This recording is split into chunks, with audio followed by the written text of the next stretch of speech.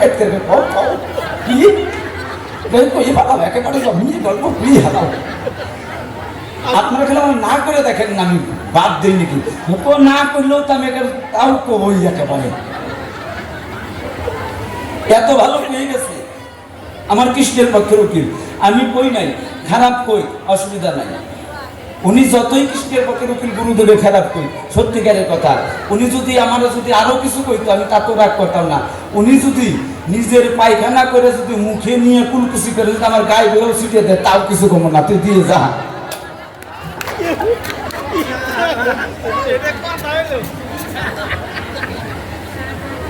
কেন গুরু নিন্দা মহাপাপের শাস্ত্রের নিদর্শন? কি বলেন? গুরু যদি রুষ্ট হয় কৃষ্ণ রাখিতে পারে না, কৃষ্ণ রুষ্ট হলে গুরু কিন্তু রাখতে পারে, শাস্ত্রে পরিষ্কার আছে। কেন গুরু ধরবেন? আমার গুরু ধরার কথা বাদ দেন, কৃষ্ণ এসে আপনাদের কথা শিখাইছে।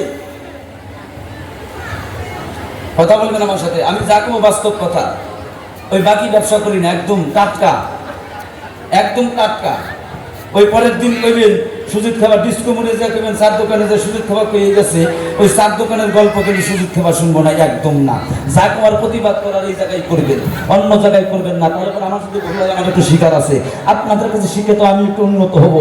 তাই আপনাদের কাছে নিবেদন এইটা জানাতে চাই, পরে চার দোকান আনি চাই কোন যে গল্প করবেন এটা মিথ্যা কথা, সুজিত খাবার হয়ে গেছে। আপনাদের চরণ ধরে করি মানা, একটু প্রেম তরঙ্গে যাবেন গোবিন্দের নাম করে কিনা হরি বলে হরি বলে ভাবি আমি ভাব করবেন সাগরে বলবার জন্য চাই আপনাদের কাছে। তাহলে পরে এক কথা গেল চলে, এবার আসি সেই ওনার পাল্লার বিভাগে। সুজিত খাবা নাম বর্জন করে আমি তার গুরু না, এই সব বিশ্ব চরাচরে গুরুর ভূমিকার উকিল হয়ে কিছু কথা বলবো আপনাদের গোচরে। ব্যাপারটা হলো কেমন, সত্যযুগের ভগবান নারায়ণ ছিলেন, তিনি মনে জীবনে গুরু টুরু ধরে নাই। কি বলেন বাবা, ধরছে না? ধরে নাই মনে হয়।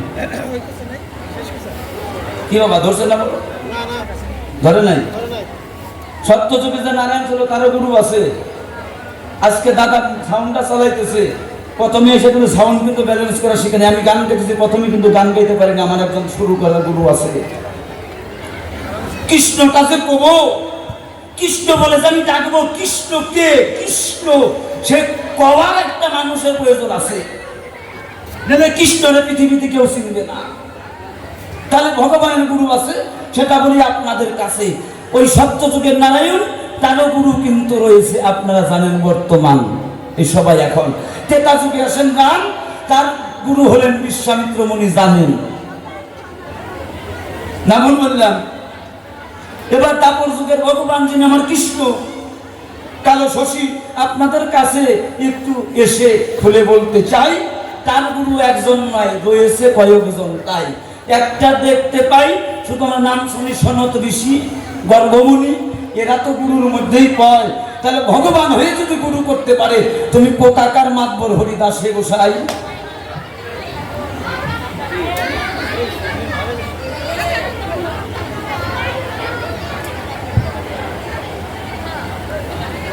তাহলে এই তোমার কাছে বলবার চাই, যিনি সৃষ্টিকর্তা ব্রহ্মা আমার ভগবান, তিনিও গুরু করেছেন, তাহলে মানুষকেও গুরু করতে হবে। তাহলে নিজে আসলে এই ধর্ম জীবকে শিক্ষা দিয়ে গেছে, করবি তোরা এই ধরাতে গুরু কর্ম।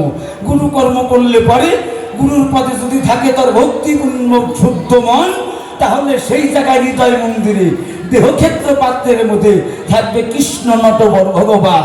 কৃষ্ণ নটবর ভগবান যখন এসে দয়া করে, সেই গুরুদেব তারে বাঁচাইতে পারে বলি আপনাদের কাছে।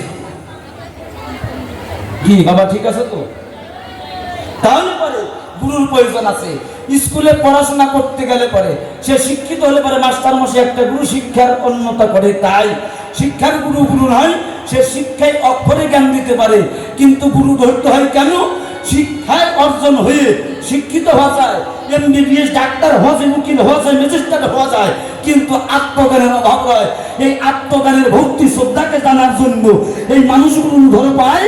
সেই মানুষে কৃপা করলে বসে কানাই সেটা করে আনন্দে হরি বলে, সেই গুরুকে ধরলে পরে তীর্থস্থান ধামে যাওয়া যায়। তুমি বললে গুরু বিশ্বের বাজারে কত প্রকারের হয়, গুরু এক রকমের নয়। একটা হলো নাটের গুরু, একটা হলো খাটের গুরু, আর একটা হলো বদ গুরু, আর একটা হলো সৎ গুরু। গুরু অনেক প্রকারের হয়। নাটের গুরু কারা? কিছু কিছু বৌমারা আছে, এরা হচ্ছে নাটের গুরু। কিছু কিছু বৌমারা আছে, তাই বলে সব বৌমারা। হয়তো অনেক বৌমার কষ্ট লাগতে পারে। নাটের গুরু কেমন? ওই নাক টাইট করতে করতে কাপড়ের কাঁচাও খুলে গেছে, নাইসে গেছে দাদা নাইকি, ওইটা হয়ে গেছে সাইকি, এখন একেবারে লজ্জা সময় বাঁচে না, ভক্তি দেবো কার পায়। এইটা কইলে পরে অনেক মহিলার কষ্ট লাগে গায়ে। আমি আপনাদের কাছে বলবার চাই, যার থাকে না শাড়ির আসল, সেই জায়গায় হয়ে যায় নারীটা জীবনের মতো অসল। অকালে স্বামী হারায়, এটা শাস্ত্রের নিদর্শন। হরি ভক্তি বিলাসে পরিষ্কার একেবারে মনোসংগীতে লিপিবদ্ধ নয়। যদি কেউ মানতে পারেন নারীর শোভা কোথায়, সাকার সিঁদুরের মধ্যে।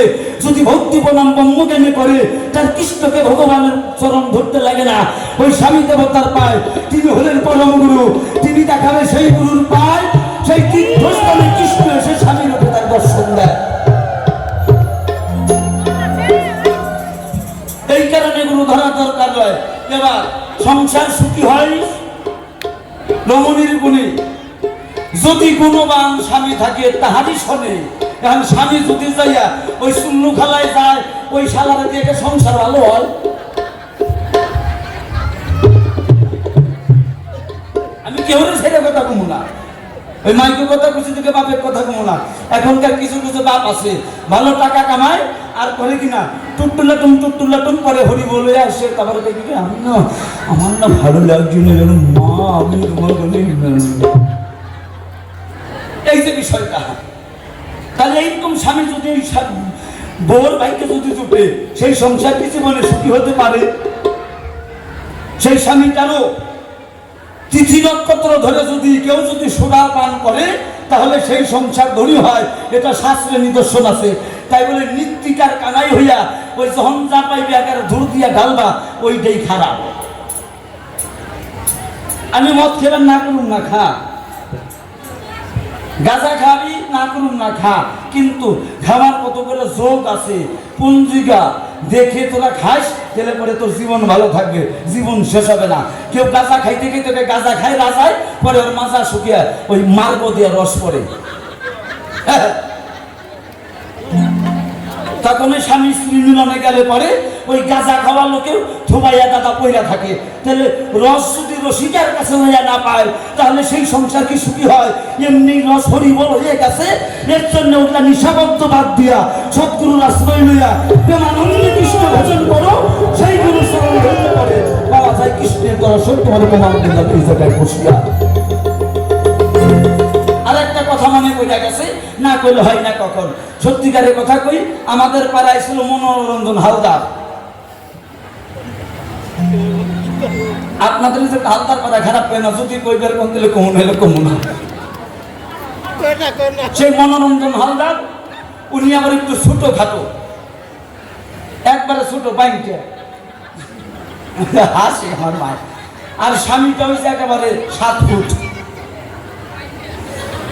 স্বামী 7 ফুট হইলে ভালো হইতো।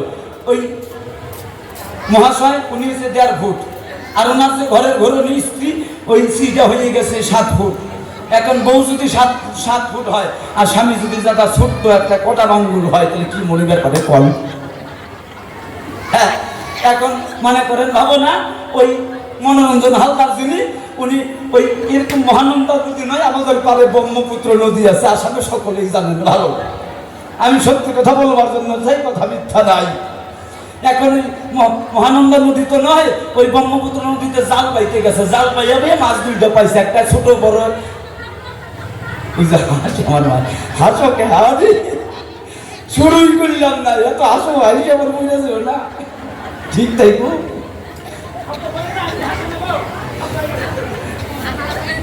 আনন্দ লাগে তাই। তাহলে সেই মাছ 2টা ধরছে, একটা বড় একটা ছোট। এখন বড় মাছটা আইনা ওই বউরে কইতাছে, কই শুনছো, কই ভেসির মা, কই কি? হ্যাঁ একটা ছোট মেয়ে হয়েছে, মেয়েটার নাম ফেসি নাম ছিল। এখন এইসব কয় শুনছো ফেসির মা? কয় কি? কয় ফেসির মা এই বড় মাছটা সুইটা ভাইজা বুঝে আমারে দিবা। এখন ওই ফেসির মাই কয় কয় শুনছো ভেসার বাপ, বড় মাছটা আমি খাবো। কয় কেন?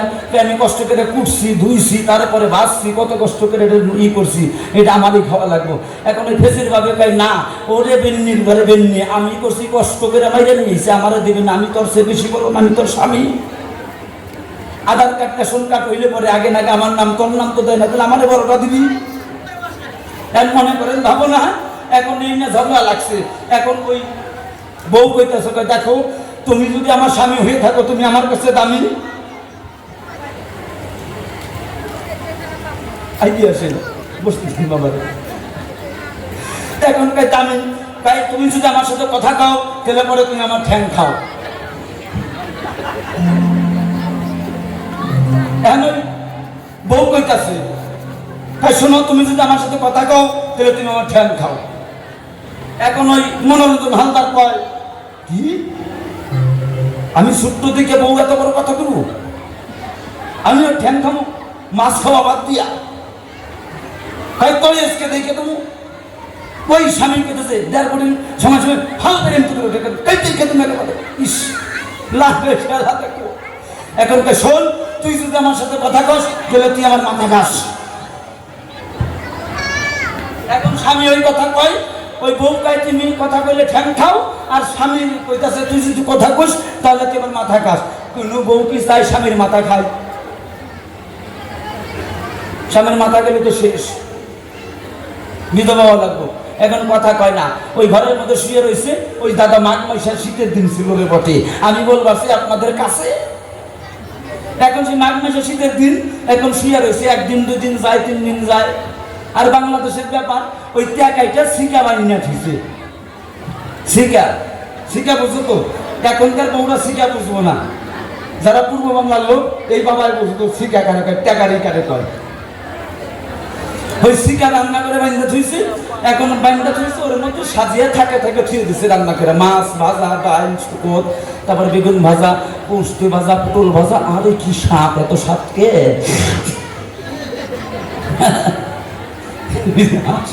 এত স্বাদ কে? এখন সেই থুয়ে দিছে। এখন 3 দিনে যায়। এখন ওই যে 7 ফুটিয়া বউ সকালবেলা উঠে একটা হাতে ঝাড়ু ঝাঁটা নিচ্ছে, উঠান ঝাড়ু দিতেছে।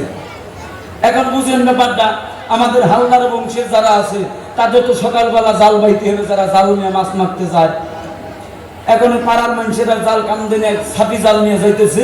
এখন বউ সুরে আর কয়, সুরে আর কয়, উঠান সুরে কয়, পাড়ার মানুষে মাছ মারবার যায়, আমাকে যায় না কেন?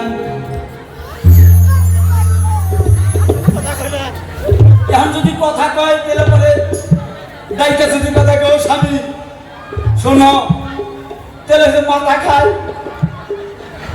ওই যে দেখো, এখন ওই কথা কয় না, শুধু কয় কয় পাড়ার মানুষের মাছ মারবার যায়, আমাকে যায় না কেন? এখন ওই স্বামী যার ফুটিয়ে মনোরঞ্জন হালদার কয়, বুঝলি মা? মনোরঞ্জন হালদার বৈশা বৈশা ভাবে এই কথা তো আমারই কয়। এখন ন্যাপের তল থেকে উত্তর দিতেছে। এখন উত্তর দিতেছে, তাই খাটা খোটা মানুষ আমি পারবার পাই না। এখন মনোরঞ্জন কেন খাটা খোটা মানুষ পারবার পাই না কে? ওই যে শিখাই দিচ্ছে যে এখন তোর দেয়ার ফুটিয়া বউ তো 7 ফুট, হয়তো নাগর পাই, হয়তো নাগর পাই না, খাটা খোটা মানুষের নাগর পাই না কে? এখন বউকে এই কথা তো আমারে কয়। এখন বউ আবার উত্তর দিতেছে, ফিরার উপর ফিরা দিয়া পাইরা খাই না কে? ফিরার উপর ফিরা দিলে খাতা মানুষ বড় হইব কি? কিছু কিছু খাতা মহিলা আছে না, একদম ব্যাংকটা মা আছে, তারা দেখবেন বাজারে যাবো, শপিং মলে যাবো, যেটা নাকি আদা হিল আছে সেই জুতা কিনে নিয়ে আসবো পয়সা দিয়া। তারপরে যদি একটা পাথরের মধ্যে ঘষা খায়, স্মৃতি একটা দিন চিতরিয়ে পরে করে